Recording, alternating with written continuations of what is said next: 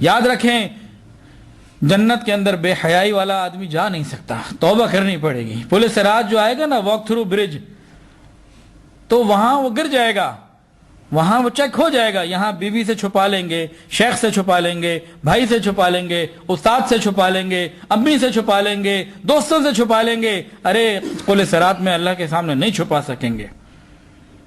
ایسی کوئی چیز ایجاد آپ نے نہیں کی ہوگی، نہ سنی ہوگی کہ آپ دنیا بھر کی غلاظتیں دل میں لیے پھریں اور پل صراط میں سے گزر کے بھی چلے جائیں۔ اللہ کا نظام بھی پورا مضبوط ہے۔ یہاں ایک طالب علم کے ذہن میں بعض اوقات ایک سوال بھی پیدا ہو جاتا ہے کہ ہم تو یہاں پر اللہ تعالیٰ کی عبادت کریں، نیک اعمال کریں، تو یہ تو نقد ہم کر رہے ہیں اور جنت ادھار، ہم نیکی کے ساتھ بہت گزارے، آج نقد اور جنت ادھار کے، قیامت کے ادھار پہ چھوڑ دی، تو یہ کیا معاملہ ہوا بھائی؟ ادھار تو وہ لیتا ہے جس کے بعد دینے کے لیے نہ ہو، کہتے جی میں چیز سیل کروں گا، پیسے جماؤں گا، پھر جوں گا آپ کی بڑی مہربانی، آپ میرے پر میرا اکرام کر لیں، مجھے ادھار دے دیں۔ وہ تو مالک الملک ہے، دونوں جہان کے خزانے اس کے پاس ہیں، یہ ادھار کیوں؟ ایک بزرگ فرماتے تھے، عطا اللہ اسکندری رحمۃ اللہ علیہ، عطا بن ابی رباح اسکندری رحمۃ اللہ علیہ فرماتے تھے کہ ہمارا پروردگار اس بات سے بلند ہے کہ مومن عبادت کے ذریعے نقد کا معاملہ کرے اور اللہ اس کے اجر کو قیامت کے ادھار پر چھوڑ دے۔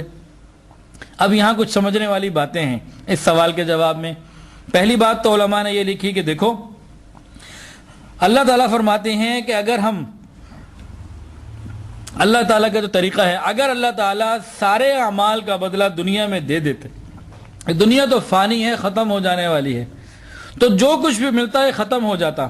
اللہ تعالیٰ محدود عملوں کے اوپر ہمیشہ رہنے والا اجر دینا چاہتے ہیں۔ دنیا تو جس دن بنائی تھی توڑنے کا فیصلہ کر لیا تھا، تو اگر سارے اعمال کا بدلہ یہاں مل جاتا، ادھر دنیا ختم، ادھر جو کچھ ملا ہوتا وہ بھی ختم، تو ختم ہو جاتی بات۔ ایک تو یہ بات بیان فرمائی۔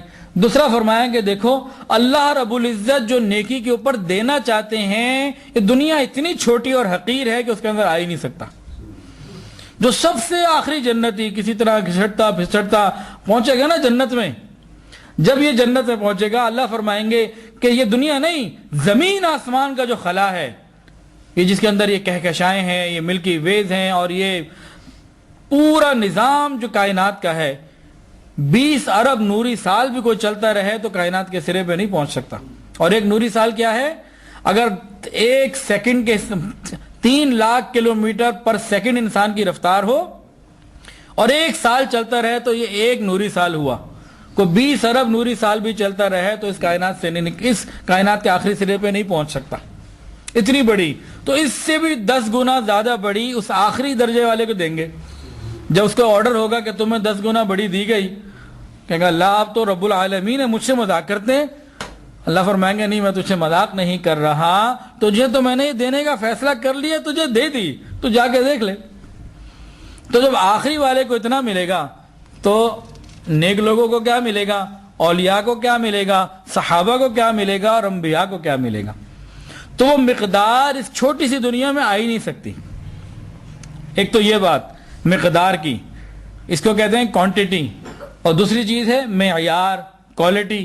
جو کوالٹی اللہ دینا چاہتے ہیں وہ بھی یہاں نہیں سما سکتی۔